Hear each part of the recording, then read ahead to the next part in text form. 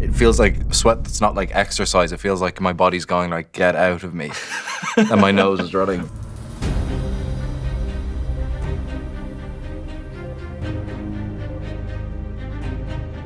Hey, what's going on, everybody? For First We Feast, I'm Sean Evans, and you're watching Hot Ones. It's the show with hot questions and even hotter wings. And today we're joined by Paul Mescal. He's an Academy Award-nominated actor you know from his acclaimed performances in films like Aftersun and All of Us Strangers, as well as the BBC Three breakout hit Normal People. He also stars in one of the year's most anticipated films, the Ridley Scott directed Gladiator 2, which is set to release in theaters on November 22nd. Paul Mescal, welcome to the show. Thanks for having me. What's your mindset like going into this? Are you a hot sauce person by nature? I'm not a hot sauce person by nature. Fully Irish-blooded, no real spice in my diet. Bar like maybe like buffalo hot sauce, and that's kind of that's the extent of it, I would say.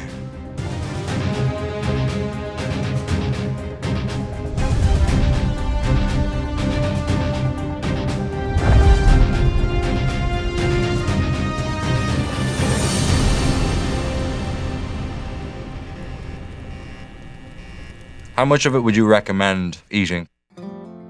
I don't please bites from this side of the table. You know, whatever you feel comfortable with. Yeah, this feels fine. There you go. So I'll always follow your lead, though. You know. I mean, this is where the like toxic masculinity will kick in, where it's like I want to be, I want to win the wings. You know.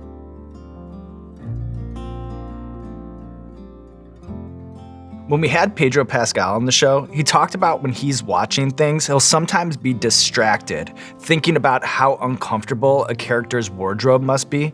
I'm curious, do you have any memories of the unique challenges of acting in heavy suits, armor, and weapons for your role as Lucius in this film? The big one was the heat.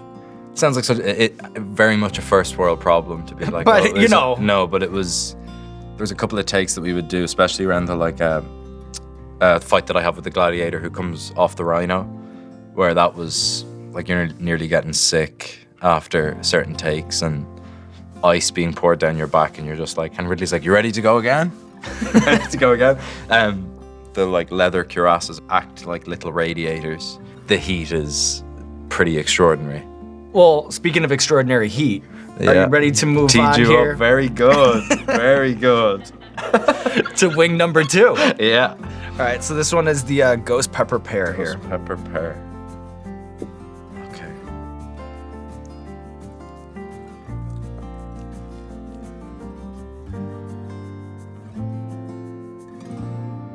It's more so just the stress. Like I know what's going to be coming.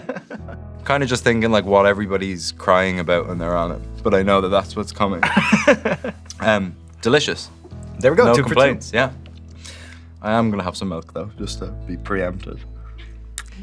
As an actor, have you ever had the feeling of absolutely dreading doing a scene from the second a project goes into production? Yeah, that's a good question. I think there's that.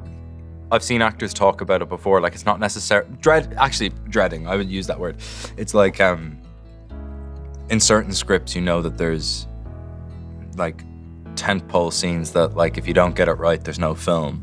And you suddenly become hyper conscious of the hundreds of hours that people have been putting into it, and ultimately it comes down to the relationship that you have to the other actor in the scene if it is ongoing.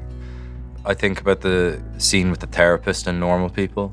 There's normally like 1 or 2 scenes per film. Can you explain the mechanics of a chemistry read? You know, it seems such a fascinating thing to cast a show, like Normal People that way, but I'm wondering how it works in practice. Normal People, I did some chemistry reads with other actresses for Marianne, and we didn't get the Marianne from the first round of chemistry reads, and I thought at that point that could be lights out for me because they'll just go back to the drawing board. Like the problems. Yeah, exactly. Like they could have very easily done that, but thankfully they didn't. And Daisy was the second to last person who walked in. You hear actors and directors talk about it kind of incessantly, but like when you know, you know. And when Daisy walked in, it was like unanimous. Yeah.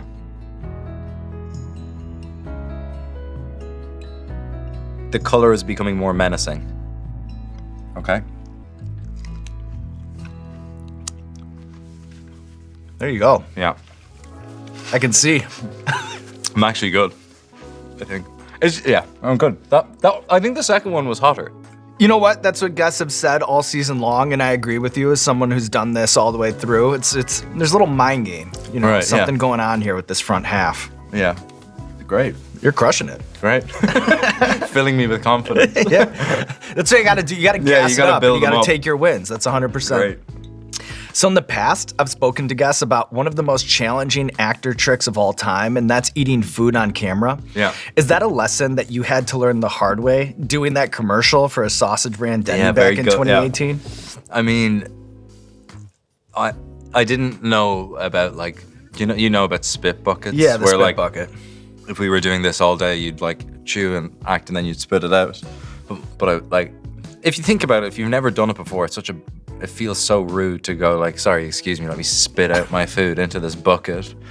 So I just like rattled through about like 20 sausages in the space of about 3 hours. Yeah. Heat level 5 out of 10. Pretty sweet. Mm-hmm. I don't know what I'm talking about. Like, I don't know what I'm talking about. I'm just, am I right? Yeah, no, it is. It is. It's got like a Serrano up front. Yeah, that's what I thought it was. Is there a difference in your approach playing a character who you see parts of yourself in versus walking into a role where the psychology and personality is totally unfamiliar? It's like my favorite thing about being an actor is, like say versus a musician, for example. It's like when you see a musician like release a record, you assume that that's their active inner life, their imagination, their lived experience. Whereas when you're acting, you are playing a character, but an audience never, unless you choose to tell them, they never really know what bits are totally lifted from your life that you have an active relationship to versus the parts that are totally devised. It's a part of the job that I think my favorite actors keep somewhat private. It's like allow people to read in what they think is Paul and what they think is the character, but oftentimes it's just not the way it works. Baptism of fire. Yeah.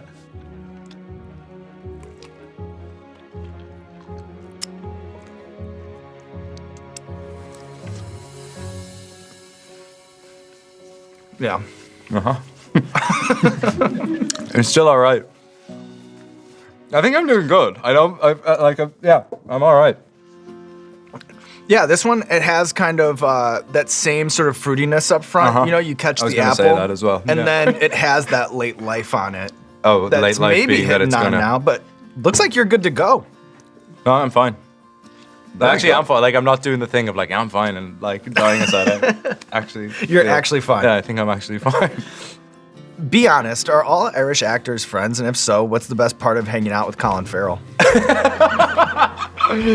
Colin actually sent me a text a couple of days ago where I'd sent him a text a year ago because he wrote a lovely piece for me in Time magazine, and I sent him a text like a year ago being, "Thank you for the sweet text," and I got a text a couple of days ago being like, "Sorry I didn't get to this. I know I'm a year late," but Colin, I got to hang out a bit with the Oscars run a couple of years ago, and he's just an absolute gentleman. Is there a film that you think best distills the experience of being Irish? When Colin Farrell was on the show, he sung the praises of My Left Foot. Do you know The Wind That Shakes the Barley, the film that Cillian was in? The Ken Loach film? It's about Irish War of Independence, and it's just extraordinary and stirring and upsetting, and captures a time period in Irish history that was upsetting and depressing, and it's handled with such grace and honesty. So that's like, if I was to ever point someone in the direction of an Irish film, I would point them that direction. Top of the rec list. Yeah. And then, you know, your home county of Kildare, it's home to the Irish national stud. It's like famous for horse racing.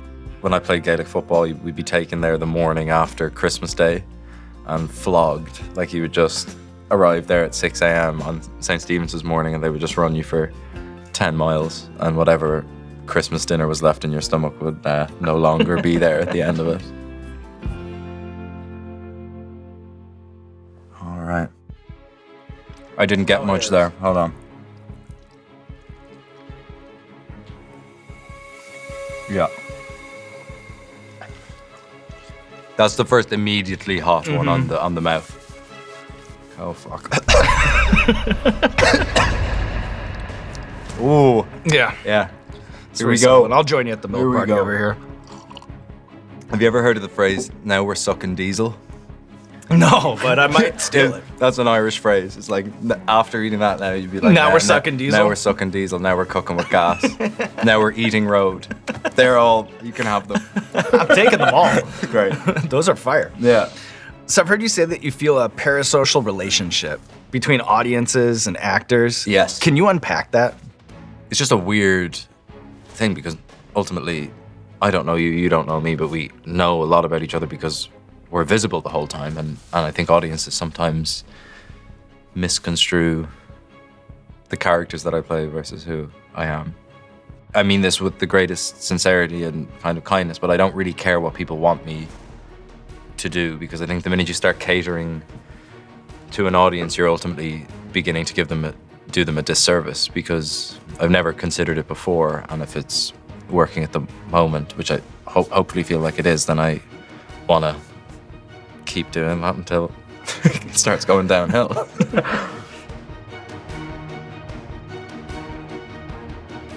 Menacing name. Right.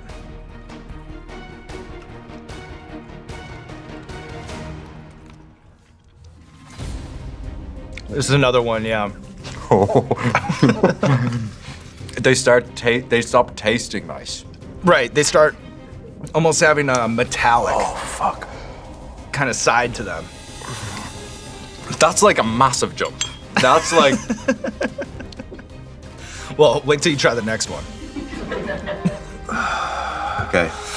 Not to lead the witness. Would you Yeah. Just anything to survive, you know? It starts to become stressful. Yeah, right. The walls close in over here. Yeah. On this black curtain set. Yeah. As an athlete turned actor, was there ever a time where your life on the pitch brushed up awkwardly with your life on the stage? So I've broken my nose and my jaw and my fingers playing it, but I broke my jaw 2 days before starting my final year in drama school, and that was kind of a wake-up call to be like, they don't go hand in hand, unfortunately. Right. Yeah, it doesn't really pan out that way. Are there any foundational chants that I should know should I ever find myself at a match in Kildare County? Well, there's a county in Ireland called Down, which, like, and their famous chant is when you get into Croke Park, you'll have you'll have their portion of the crowd going like up, down. It doesn't. Yeah. Okay. Well, It's an easy one. It's an easy one. It's an easy one. And I remember as a child being like finding that like way funnier than it was because it's like a bunch of adults screaming up, down at the top of their lungs. The counties would normally sing like songs that are so Kildare fans would sing the Curragh of Kildare. So what would you say the jumps are between these? All right, this is just me being honest with you. Yeah, all this right? is gnarly. This is gnarly, Yeah. okay? Once you have this, nothing is really a challenge anymore. Okay. You know so this what I is mean? the final frontier, really, and that's Yeah. like the coda. That's the like end sequence. It's like the film fading out. This is the credits. Right. This, you know what? We have a story arc of our own over here. Great. You know what I mean? So this is this is like the final fight. This is the final fight. And if you lie to me, Listen, I watched the movie. I don't want the smoke, all right? yeah. Great. Are we doing it? Let's do it.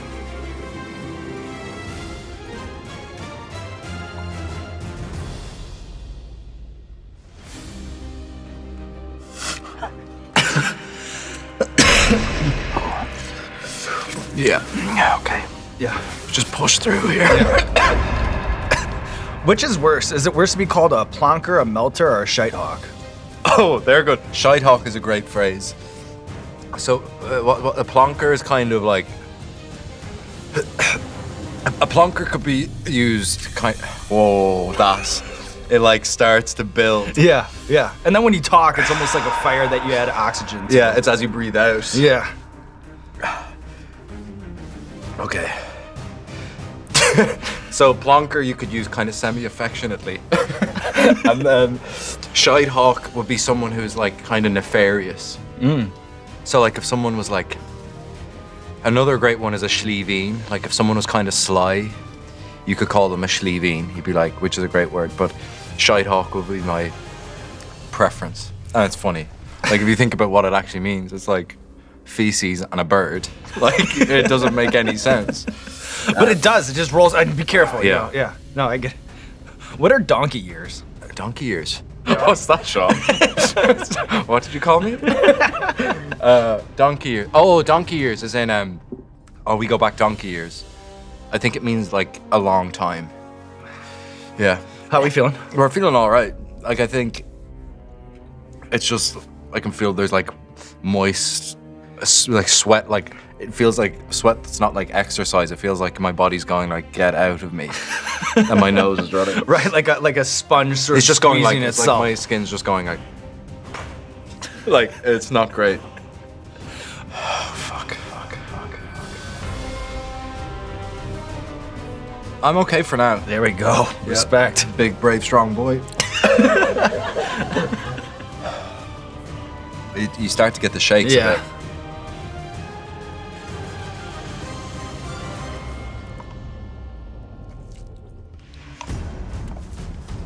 We're big, brave, strong boys. Hand in hand through the Hot Ones gauntlet. Yeah. Now, like I said, not as bad as the last one, but certainly not So fun. bad. Certainly not fun. Yeah.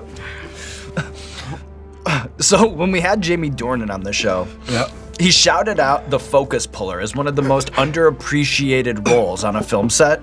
Does that resonate with you? I think if you have any kind of like OCD tendencies or like the kind of minute focus, like I'm always fascinated by focus pullers because they have to like, if they like, you could be doing the best take in the world, and then if it's not in focus, then they're the people who get screamed at. It's high There's a lot at pressure. stake, yeah. I'm sweating. Oh, wow. You're not sweating. I've had my hours, you know. I've put my you hours put your in. hours in. Yeah. Jesus Christ. Are we doing it? What are you doing? You're pouring more on it. Are we gonna be big, brave, strong boys and pour more on? Is that what we're doing? That's what's happening. Okay. If you insist. This is the mistake, isn't it? It's like damp. Okay. How much would you? I kind of like went a little crazy on it because it does avalanche on you a little bit. So just try to be steady-handed. There you go. That's like very much plenty. This is where I don't know. Wake up in a hospital. Right. Cheers. Cheers.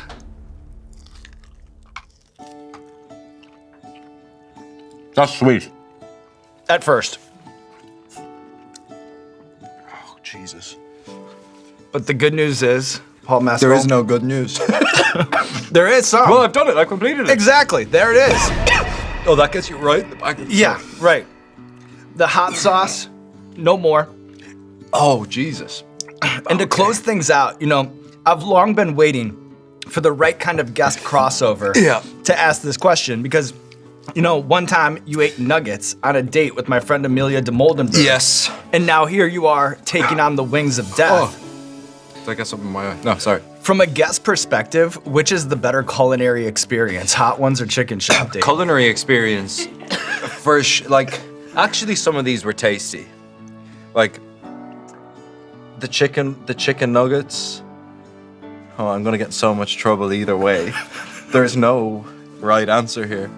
I'm gonna say that I've had a great time in both settings, and there's no notes for both parties. Paul Mescal taking on the wings of death, living to tell the tale, and now there's nothing left to do but roll out the red carpet for you. This Right. camera, this camera, or this camera, let the people know what you have going on in your life. As in Gladiator. So we have Gladiator coming out on the 22nd of November, 14th of November in Ireland and the UK.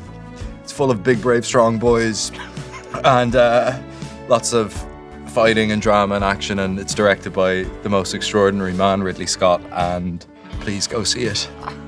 Great. Great. Thanks, bud. Sweating. Oh, that's the spiciest thing I've ever. Do I look crazy? Yeah. But I would imagine that this is the best ice cream you've ever had in your life. Yeah. Heaven. It feels kind of Irish. Is this like? It feels like HB. If you're ever in Ireland, you should get HB. It's like Irish ice cream. Shy Hawk, what are you doing? You love Truth or Dab in the even spicier Refresh Edition, and now we're turning up the temperature and raising the stakes with our brand new Hot Ones Roulette. It's an explosively hilarious push-your-luck party game filled with suspense, consequence, and of course, hot sauce. The game is simple. Roll the dice of doom, flip a card, and try to avoid the dab at all costs. Hot Ones Roulette is available at wildertoys.com. That's wildertoys.com to get your hands on Hot Ones Roulette.